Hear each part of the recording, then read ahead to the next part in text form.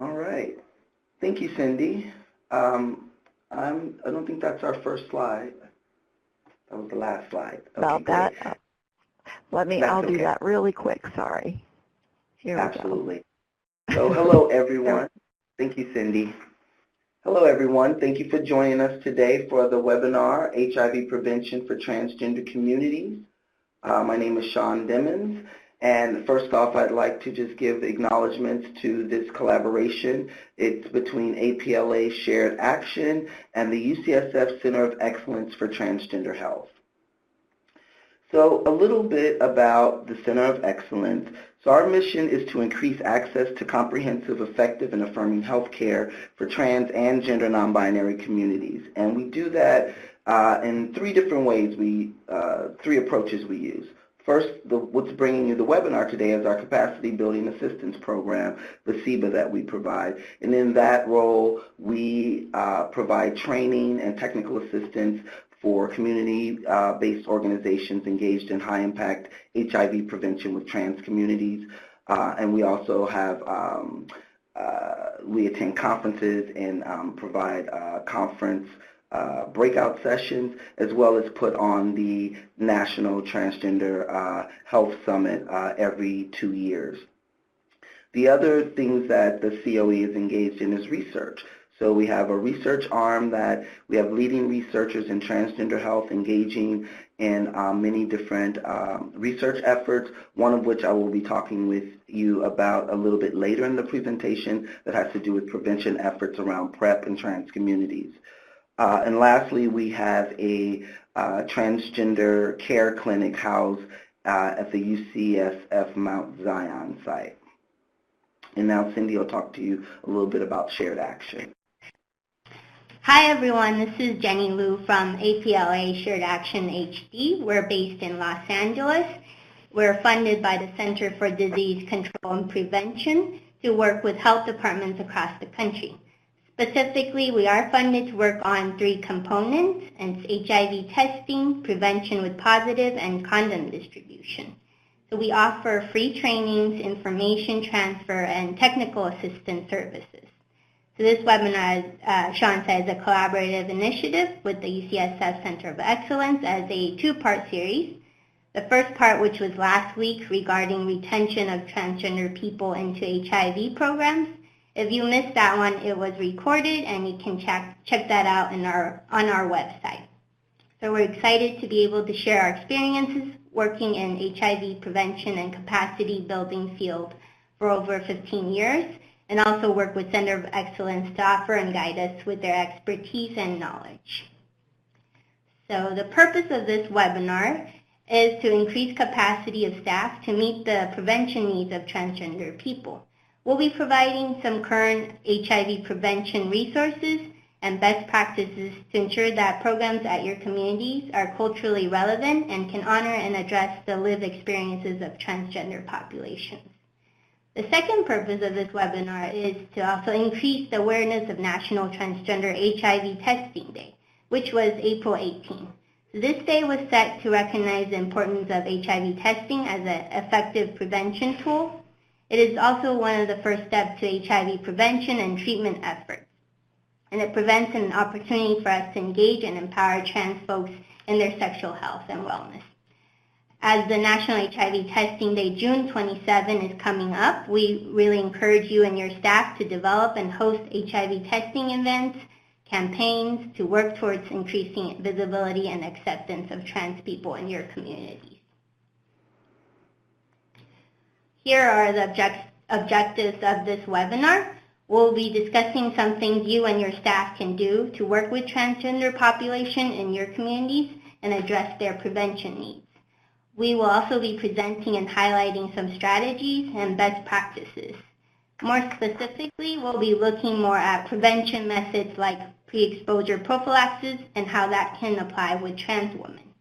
And of course, we hope that the resources and information that we present here in the webinar can be put into practice at your agency and community to not only increase the awareness of National Transgender HIV Testing Day, but also increase awareness and knowledge on providing culturally relevant services for our trans clients.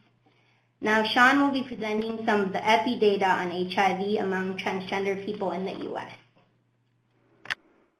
Thank you, Jenny. Yeah, so we always like to start off with letting participants know just about the impact of HIV on trans communities. So when we're talking about HIV and trans people, what we know from the literature is that trans women in particular, trans women of color, and specifically or especially African American trans women are placed at greatest risk for HIV in the United States. Globally, the odds of trans women living with HIV are nearly 50 times greater than all other adults of reproductive age. The reported prevalence for trans men, we don't hear enough about trans men. Primarily, the research is focused on trans women because we know the impact there. Current reported prevalence among trans men is 0 to 3%. We also know that we want to make sure to include trans men who may be engaging in behaviors known to place one at risk for HIV in our HIV and prevention, HIV testing and prevention services. More information, of course, is needed on trans men, and there's no information that I'm aware of currently on non-binary people. So both of those communities, we need more work done in those areas. The slide that you're looking at is a slide put out from the CDC that shows the diagnosed HIV infection in trans adults between 2009 and 2014, and you see that these numbers kind of, compare to the overall statistics that I shared earlier. And you see that trans women of color, particularly African American trans women, are the most impacted by HIV.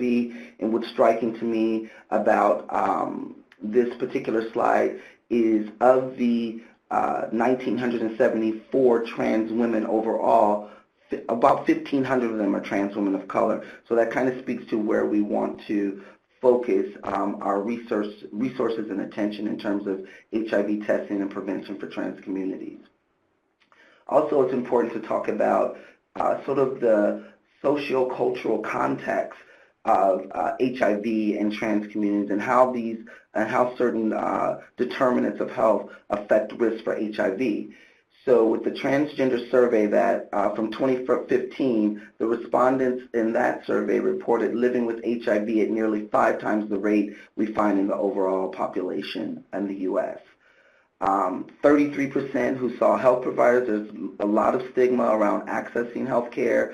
Medical mistrust is a huge issue for trans people in terms of accessing health care, HIV testing and prevention services. We see 33% reported having at least one negative experience when trying to access care. Also, the impact of social marginalization and discrimination and harassment affects one's mental health. We see that trans people, 40% have attempted suicide in their lifetime, and that's nearly 9 times the average here in the U.S. for suicide-related behaviors. Also, in terms of economically, income, we see that trans people are 4 times more likely to live in poverty, experience 3 times higher unemployment rates, and experience pretty much almost half experience verbal harassment just for being transgender in the context of their daily lives. So it's important to talk about social determinants of health for trans people because these issues, the stigma and transphobia, not being able to access health care, not having housing or safety, and certainly employment is huge contributors for risk for HIV. So if we're going to address HIV, prevention services are critical. And this next slide comes directly from our HIV testing toolkit, which is available on our website, and I'll also be talking about it as well a little later. But this model, this HIV care and prevention continuum here, emphasizes that HIV testing and status awareness are really a first and crucial step to HIV prevention for trans people. Here you see if trans people who test positive, you have the opportunity to provide or to engage trans people who are living with HIV in medical care so they can stay healthy and also reduce the risk of transmission to others. Likewise, when you were talking to someone presents for testing and they have a negative result, the prevention continuum provides a framework to support their engagement in prevention services and make sure that you're offering them things like PrEP, and we'll talk about that and why that's important and kind of what's been going on around PrEP for trans people to date. So this is the HIV care continuum, and I think next we have a polling question. So you can just use the chat box up above to tell us what prevents trans people from accessing prevention services. What do you think prevents that? Stigma, transportation, yes, access is huge. Lack of knowledge. Surprisingly, there's still places where people don't have accurate information. Oh, you all are really sharp. You seem to have all of them. Definitely, I see concerns about drug interactions. And I'm taking that to mean hormones, and we'll talk a little bit about that in just a minute as well. Right. So yeah, it seems like folks really have a clear understanding of kind of some of the barriers for accessing prevention services we see for trans communities. Thank you so much for participating in the poll. And yes, I'll turn it over to Jenny. Okay, and thank you, Sean. As you have mentioned, that there are many complex and multi-layered factors that may prevent a trans individual from accessing services. These can be personal, they can be social, and structural factors. So for HIV prevention programs to be effective, we should strive to offer a combination of biomedical, behavioral, and structural interventions.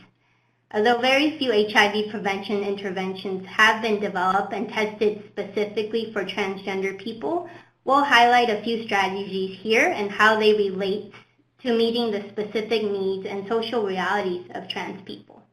Here's an overview of the toolbox of options on this slide. We'll go over some of these in detail in the next couple of slides. For biomedical interventions, we have treatment as prevention, condoms, and PrEP, pre-exposure prophylaxis. As for behavioral intervention, we listed here PCC, which stands for Personalized Cognitive Counseling, and TWIST, which stands for Transgender Women Involved in Strategies for Transformation. For structural interventions, we have activities like providing trainings for medical staff to enhance their knowledge and competency on trans health issues. Other activities can also be being an advocate for anti-discriminatory law or policy at your community, and providing job training for trans individuals, such as mentorship or internship programs. And if possible, can also be helpful to provide support by identifying local working opportunities that are welcoming and inclusive for trans folks in your communities. Now we're going to go more in depth into a couple of these strategies. So not only has HIV treatment improved the health and quality of life of people living with HIV, over the past years, recent research has provided stronger evidence on the prevention benefit of HIV treatment and viral suppression. In September 2017, CDC updated the prevention message that individuals with an undetectable viral load have effectively no risk of transmitting HIV to their HIV-negative sexual partners. So there are strong evidence of the effectiveness of ART as a prevention method contingent upon achieving and maintaining an undetectable viral load. Therefore, providing support to trans clients living with HIV on linkage and engagement in HIV care is extremely important and powerful. While biomedical prevention interventions are highly effective, behavioral intervention remains to be critical. So although CDC currently has no intervention designed specifically for transgender populations in the evidence intervention, there are some that have been either formally or informally adapted. Such as here we have PCC, Personalized Cognitive Counseling. PCC is an example of an intervention that has an adaptation for working with trans women. And this adaptation guidance can be found on UCSF Center of Excellence website. TWIST, Transgender Women Involved in Strategies for Transformation, is also a CDC-supported adaptation of the intervention Willow. TWIST is currently being piloted, and more information will be coming out in regards to that.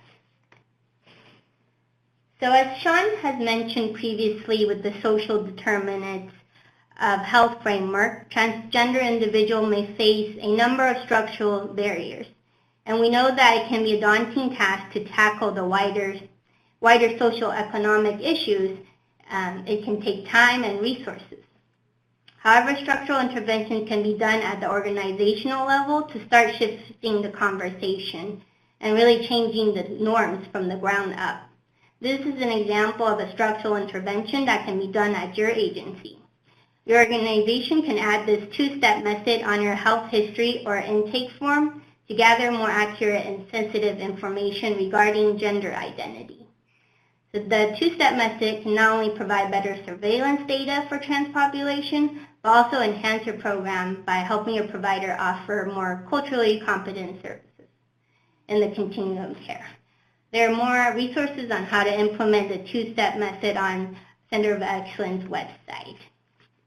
So we have briefly looked at some approaches and ideas of prevention options that can reduce HIV risk for trans people. Let's look a little deeper into how PrEP can work for the trans community. So as many of you know, PrEP is a powerful HIV prevention tool in reducing the risk of HIV infection. So we want to hear from you. What are some barriers to PrEP uptake among transgender people in your communities? So this is another polling question too. And these can be individual or broader structural barriers that we talked about. And here I have listed some mentioned: transportation, cost, stigma, definitely, health insurance, and lack of trust in providers. That's another big one.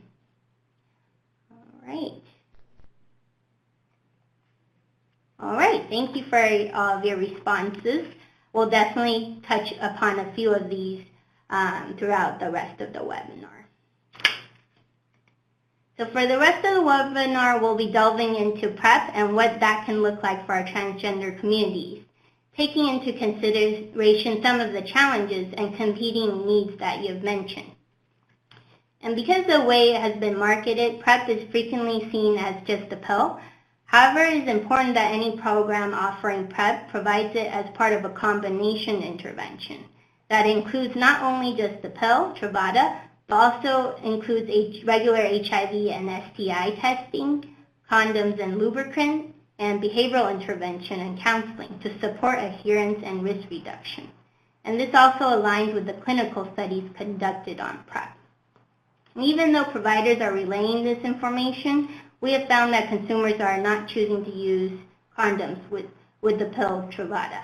And as providers, we need to be aware of these barriers that may exist in relation to condom use. So when thinking of condoms, it's important to consider the structural, social, and individual factors that can contribute to barriers to condom use among trans communities, especially trans women. Factors like susceptibility to intimate partner violence, power dynamics such as fear of losing intimacy with partners, and partners' negative attitudes towards condom can also prevent condom usage among trans women. Lack of self-efficacy and condom negotiation skills may also hinder consistent condom use. And furthermore, engagement in commercial sex work for economic survival may undermine one's ability to prioritize and practice condom use, since condomless sex work is often more profitable. These are some of the barriers that can be considered when looking at condom use as a prevention method among this population. So now Sean will talk about some findings of barriers to PrEP uptake in the trans community and what can work to address them. All right, thank you, Jenny. So PrEP and transgender people, what do we know? Well, when we talk about transgender people in PrEP, again, we're really talking about trans women because they're at highest risk for HIV, and much of the research that we have to date has been focused on trans women. We also know that there are no specific guidelines for PrEP uptake in trans communities. There are low levels of awareness, even in areas like San Francisco, LA, New York, with stronger medical support. We just know that information is really not getting to the community. And we'll talk about some of the reasons why in just a bit. There have also been very low levels of retention in prior PrEP demonstration projects, and trans people have rarely been included in observational studies, and if they were included, they did not disaggregate the data for reporting the results, so we really don't get a sense of the impact or the effectiveness, per se, of PrEP in this community. Now, the existing clinical trials, only the IPREX studies have confirmed enrollment of trans women, and so I'll talk a little bit about IPREX and some of those findings, and then also a sub-study that the COE conducted that did disaggregate the data, because as I mentioned, the IPREX did not do that. So if you're not familiar with IPREX, IPREX was a double-blind, randomized controlled trial to evaluate the safety and efficacy of once-daily oral Truvada for prevention of HIV in MSM and trans women who have sex with men. So that's a little bit about IPREX, and you can see here on this slide sort of the numbers and how many trans people were involved in the study, and also some of the infection rates that they found, and I'll talk a little bit about what the sub-study has to say about why they found zero effectiveness in trans women in IPREX. So trans women in IPREX, the study conducted by, the interpretation study conducted by the COE, which was like a sub-analysis of the data, and again, it revealed zero effectiveness. However, what we suspect is that this is likely due to adherence issues.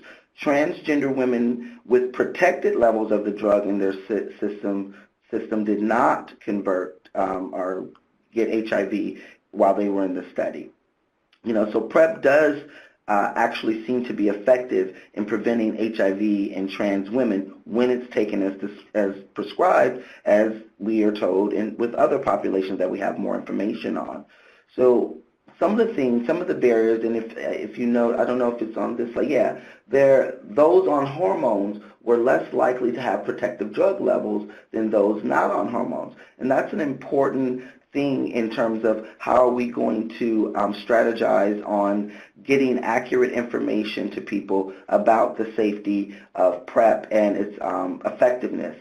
And so if due to, you know, medical mistrust and also prioritization oftentimes of one's transition-related care, people are more concerned about that and if PrEP is going to interfere with that process. And so what we need to do is get information. Now, we don't have data on that specifically yet, but it's in the works. There's a sub-study of one of our PrEP demonstration projects that I'll talk to you about when I get to Triumph.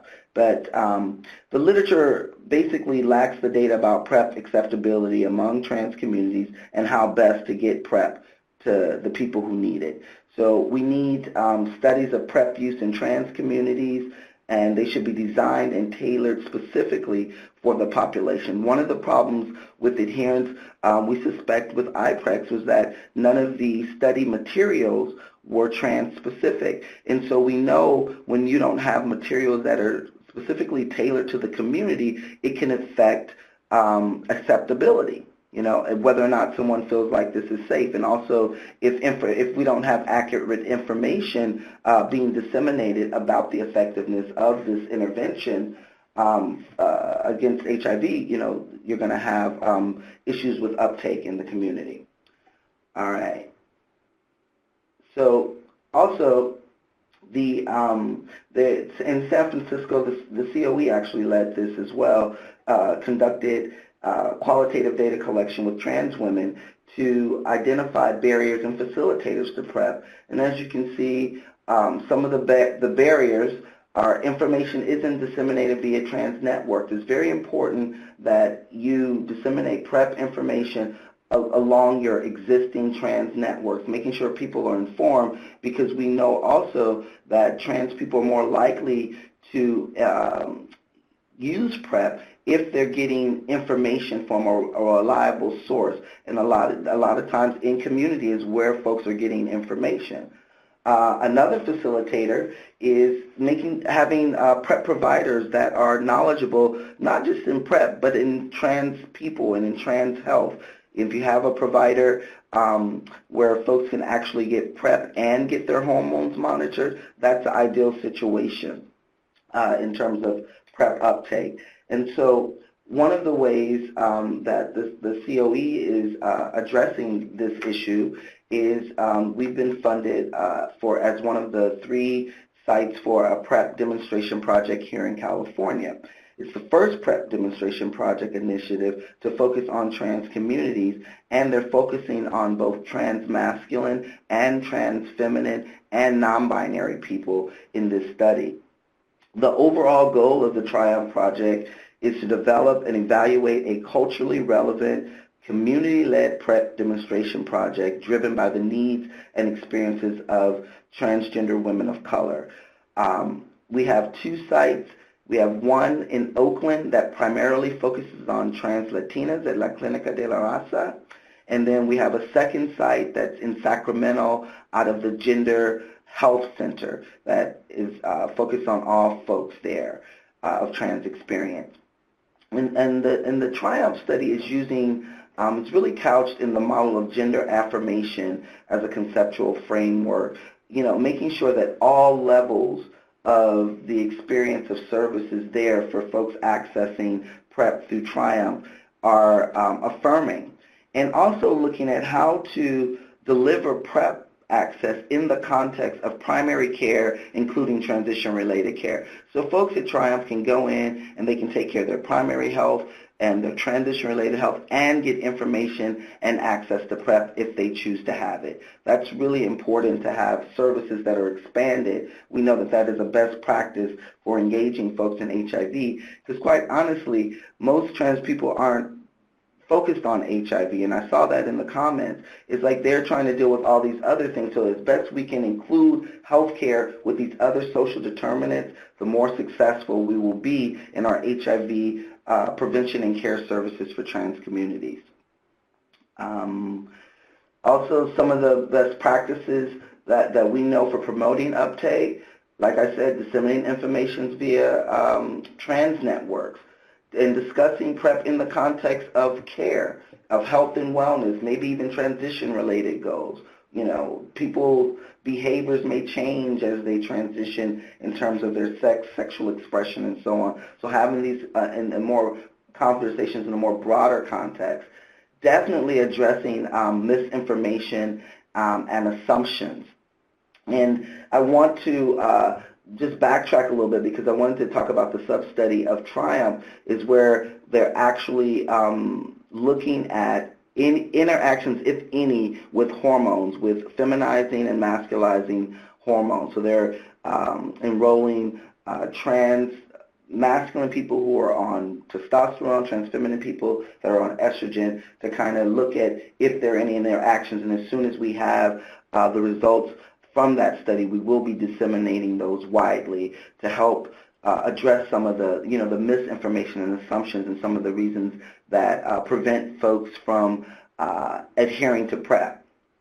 And also just making sure that PrEP, lastly, making sure PrEP is offered, by gender affirming providers who can also prescribe hormones. As much as you can engage folks around their transition-related care in the context of HIV prevention and care, the more uptake we will see of these services from trans communities.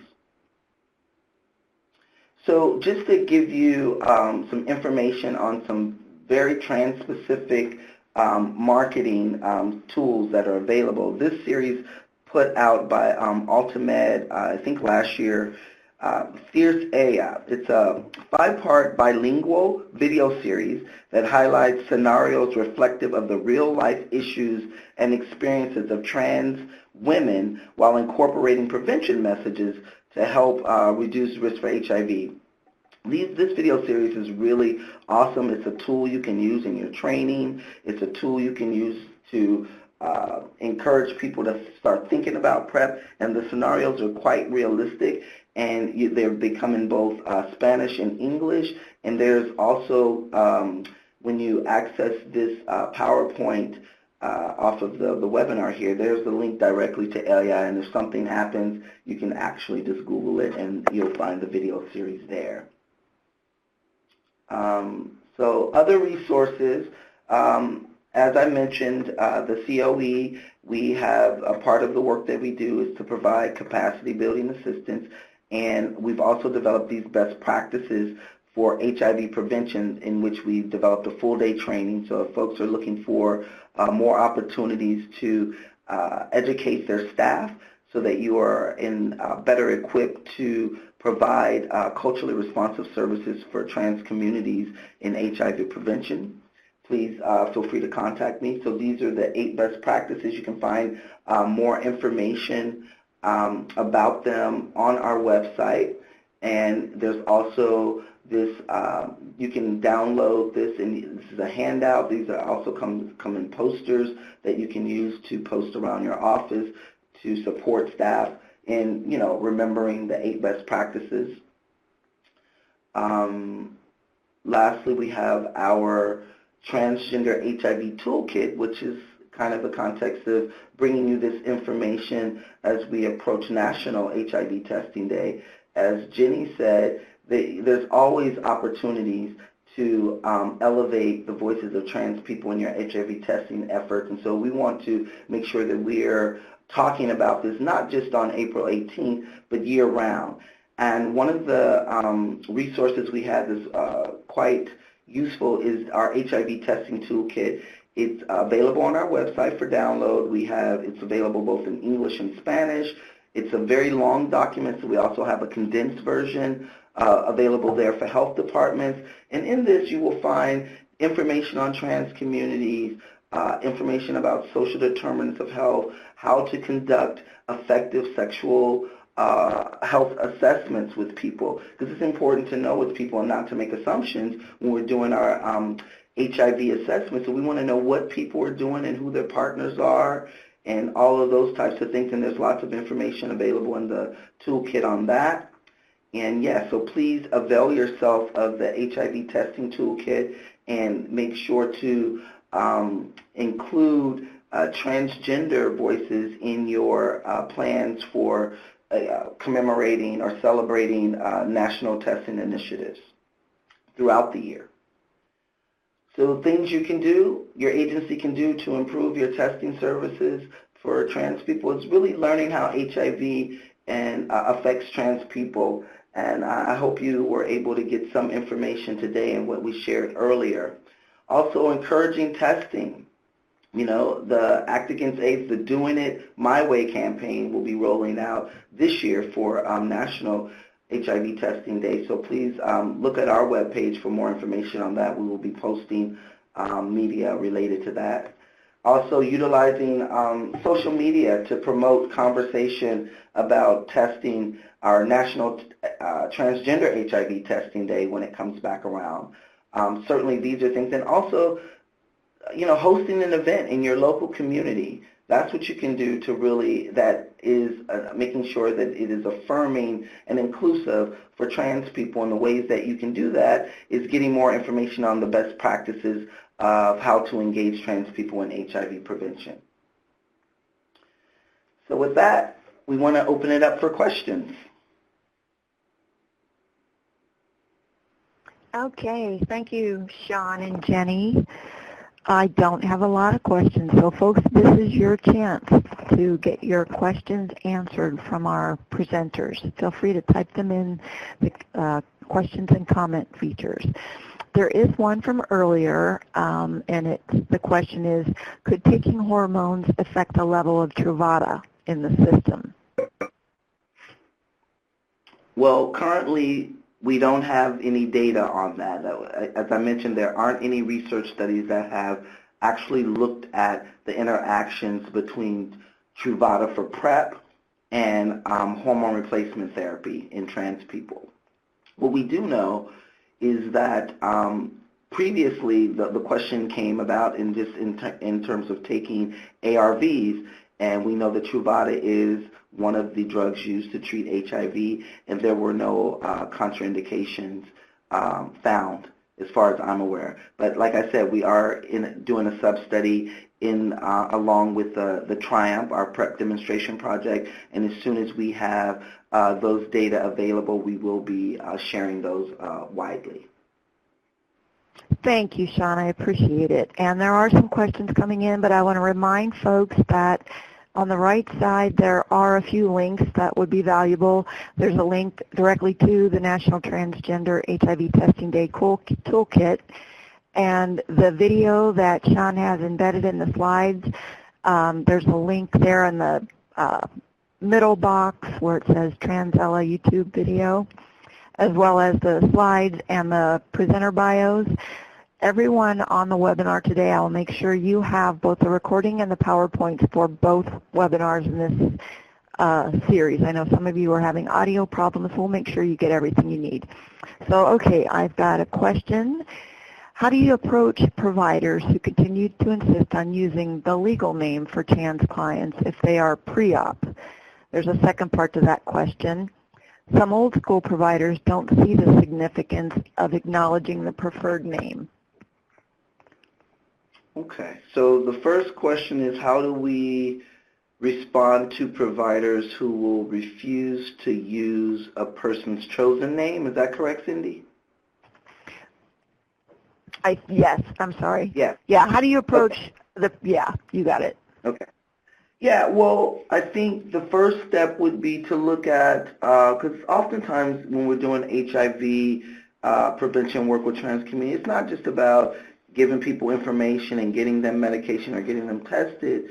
It's also about advocacy, because there are folks that have challenges around this particular issue. And so I would just guess that you would probably want to look at what are the policies in place in that organization and what type of advocacy is needed to put things in place that would hold staff accountable to treating people with dignity and respect. And so the second part of the question is when folks simply, say the second part. I think I forgot. I want to make sure I answer it correct. That's okay. So, the comment was some old school providers don't see the significance of acknowledging the preferred name. Right. And so in the context of HIV prevention, when we're working to recruit and retain, and we talked a lot about this last week on the retention webinar, your first line of action is to build rapport. And the first opportunity providers have to build rapport with folks is by treating them with respect. And in the trans community, using someone's preferred name or chosen name, not preferred, is their chosen name, and their pronoun is critical to engaging. These are the types of stigma that are widely reported from trans people and why folks have mistrust of the medical community and why it's a significant barrier to care. So we would really have to take a step back and look at, to me it really speaks to a training and policy issue. Both of those things combined, I think, will address both parts of that question. Thanks, Sean. Great answer. The next question is, why is there no current research for trans men? And are there any current studies being done that you're aware of? That's a great question. I want to thank whoever asked that. Yeah, actually, I tried to say it clearly in the presentation. The reason we're not speaking as much about trans men is, one, we don't have a lot of data on trans men, and the data that we do have speaks to a significant need among trans women. So we will really prioritize directing resources there. However, I think it's also important to continue to talk about it, because though current prevalence among trans men is reported between 0 and 3% for actually laboratory confirmed tests, so that's pretty low. It doesn't mean that HIV isn't affecting trans people or trans men. And also trans men are somewhat hidden population and harder to capture, right? So you may be seeing trans men you may not know. If your forms aren't asking questions and that allow people to identify themselves, or there's not an affirming environment, all of these things can contribute to why folks are hidden and we don't see them. Some of the things we can do is raising our awareness to the need. And so when we're looking at, if we have trans men coming in for testing, we want to know what are their risks for HIV. So who are your partners? What types of sex are you having? What body parts are you using? Those types of things. And so you can get an understanding of what the risk might be. So the short answer is there hasn't been any, because the impact is not as significant as on trans women, there isn't a lot of discussion, but we do need to discuss it specifically for those, I always mention trans men who are engaging in sex with cisgender men. We want to make sure that they have education and that we are providing them with appropriate prevention counseling. All great points. Thanks, Sean. And I think this might be just a tad redundant, but I'm going to ask it. Is there any known funding to support research of the trans community receiving medical or social support? Is there any known, say that again, funding? Cindy, I'm sorry. Yeah, is there any known funding to support research of trans community receiving medical or social support? There's funding out there, but we know that the funding has been limited across the board. Mm-hmm. So when we looked at, I think the National Institutes of Health put out that report in 2011 that looked at, like, out of all of the research projects currently funded, there was a very small percentage allotted to LGBT, and then when you distilled from that just the T, it was even less. So we need more funding and we need more research. We need researchers asking questions. I can say among trans men, though there's less research available, I'm seeing more papers put out that are focused on trans men. It's just not enough yet. And certainly no population-based studies. That hasn't happened. Right, thanks. So we have a couple more questions. We're getting a lot of comments in the chat feature. I hope you're all reading along with some of them. There's some interesting items in there. We still have about 15 minutes, so we do have a question that asks to explain a little bit more about what is in the HIV toolkit. Oh, to explain a little bit more about what's involved in there? You get a lot of information. You get a lot of trans 101 terms and terminologies. Go more into depth about social determinants of health. Looking at other risk factors I don't think we've talked about, such as silicone injections and how to talk about that with people, as well as information on how to conduct culturally affirming sexual health assessments with trans people. The document, I can't recall every subject area off the top of my head, but the document is like 90-something pages, so it's quite rich in resource. Agreed. Very robust. And there is a link to it on the second little pod there down where it says web links. That National Transgender HIV Testing Tool will take you directly there. And I think there are a lot of PDFs, and you can download them piece by piece. Okay, so moving on. How do you approach providers to suggest that they begin providing PrEP in general, and then also from a health equity lens for trans individuals? So how do you approach providers about... To suggest that they begin. Yes. Yeah, do they prescribe PrEP? Well, what I've heard is providers, if they don't feel confident that they know enough about PrEP, so it's really about, I think, doing some medical detailing or education for the medical providers, right, so that they know more about PrEP, so they feel more confident in prescribing and monitoring folks that are on PrEP. I think we have pockets of areas where we really got strong support and providers are knowledgeable, but that's still an area of need around PrEP, getting PrEP access widely acknowledged and disseminated. So that would be, off the top of my head, what I would say, how you would approach that is linking someone to resources that they could increase their knowledge on PrEP, and talking about the effectiveness of PrEP, because what we know is when PrEP is taken as prescribed, it significantly reduces one's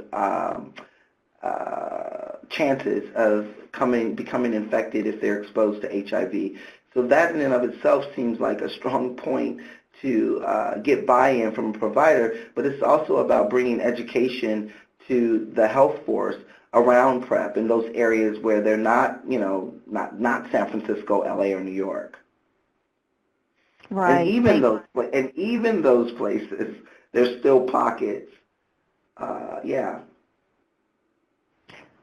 Okay. Well, we've got some questions coming in fast and furious, so I'm not really editing them. I'm just kind of read them. So we have one. Why hasn't HIV testing become part of the routine checkup when going to see your provider? A lot of times folks don't think about getting tested unless their provider offers HIV testing to the patient. It needs to become routine. Do you have any insight into that? Yeah, absolutely. All I can say is I agree with that, and I also know that there are some medical communities where I believe here, the opt-in, I'm not really knowledgeable about it, but it's about an opt-out. I know in emergency room settings, and I know there's been discussion about opting out in care in those scenarios as well, but I'm not super knowledgeable, so I don't want to misspeak. But just to your point, certainly yes, it needs to be a part of routine primary care, which is kind of what we're talking about in the context of Triumph, our PrEP demonstration project. It's really about offering these services just speaking to it in the context of your overall health and wellness. It needs to be, but we need more education. We have to do better by disseminating information in conferences and professional meetings where clinicians are in attendance and in continuing to raise. But I honestly think things are getting better. It just isn't going as quickly as we would like them to do. But in the work that I see happening, there's a lot of work going on. So I don't know if that helps, but that's what I can share about that. That's great. Thanks, Sean. Okay, I think you were just talking about this. What is the duration of the Triumph Collective? Oh, so the Triumph, it's a demonstration project. I believe they will be done in 2019. I think they are almost to enrollment. I'm not super duper familiar. That's a part of our research arm. I just kind of know what they're doing, but I don't know the timeline for Triumph. But I believe we're going to have results sometime in 2019, I think.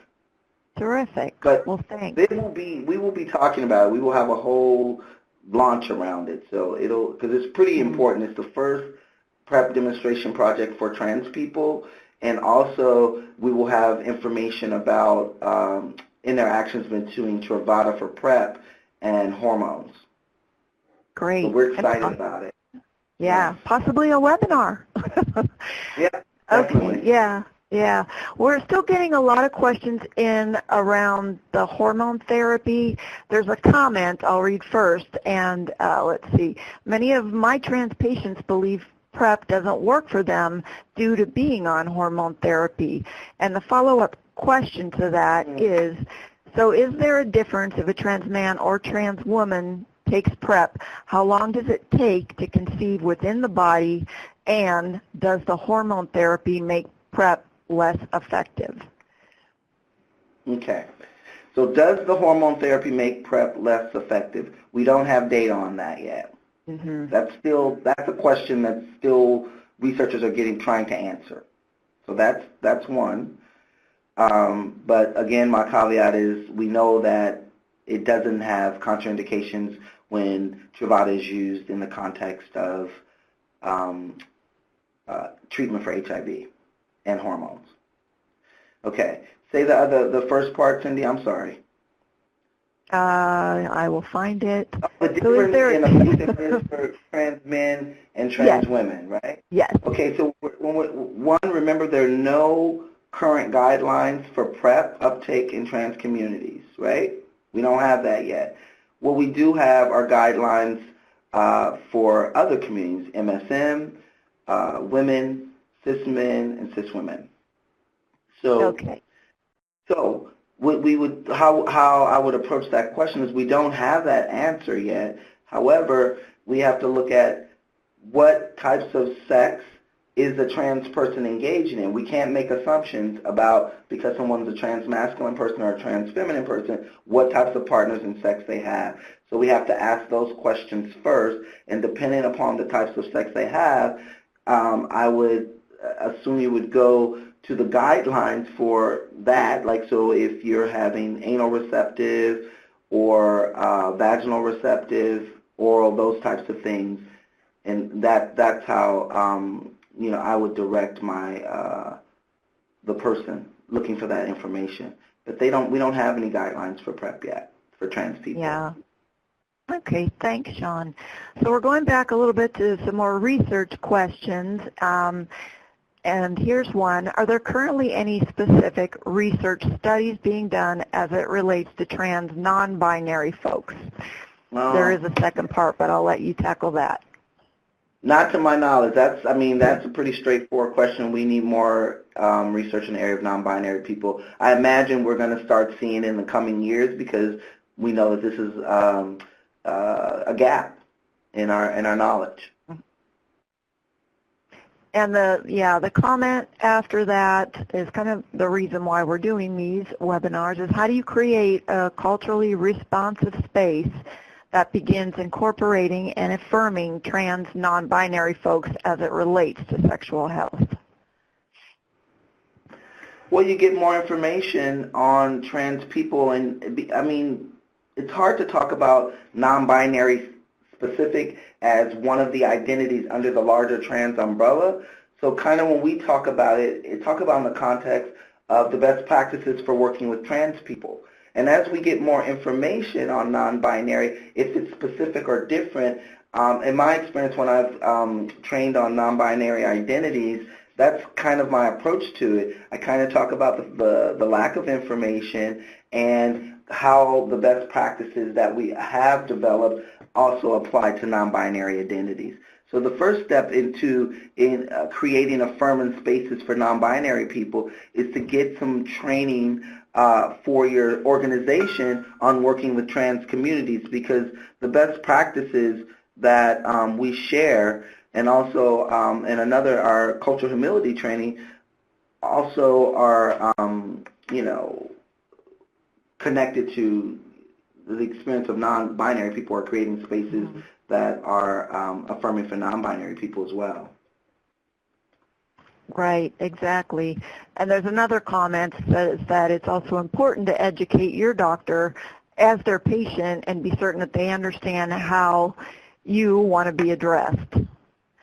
Okay, so in the chat feature, there's been mention made of the PrEP Me app. Are there any other useful apps that you're aware of? I'm not off the top of my head, but I know prepme.org is an excellent resource. We actually, that's okay. They're housed here, and we worked with them on the trans-specific content that they have available on that website. Okay, well, we're pretty much reaching the end of the questions. I'll talk slow for the next 30 seconds and ask you to please make sure that as you leave, you can click on the evaluation link that's right there in the third pod down. It says, please complete our evaluation.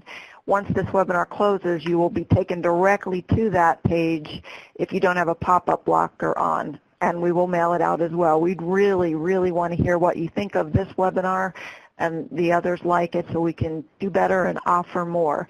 So we really appreciate your feedback. So I'm looking, and I don't see any other questions. We do have some folks putting in some resources, and I am going to leave this room open even when we stop the audio again, so folks can take their time in downloading any of the information here, copying it from the chat feature. You don't have to rush. So we might be able to give you 4 minutes of your afternoon back. I don't think there's any more questions. Jenny and Sean, thank you. It's been a pleasure for me, and I think this is all terrific information. So virtual round of applause for our presenters. And thank you for the comments. They're very nice coming in. I hope you're looking at those, Sean and Jenny. Yes. Yes, thank you, everyone. All right, everyone, have a great afternoon. Again, feel free to stick around here and get the resources you need. Take care.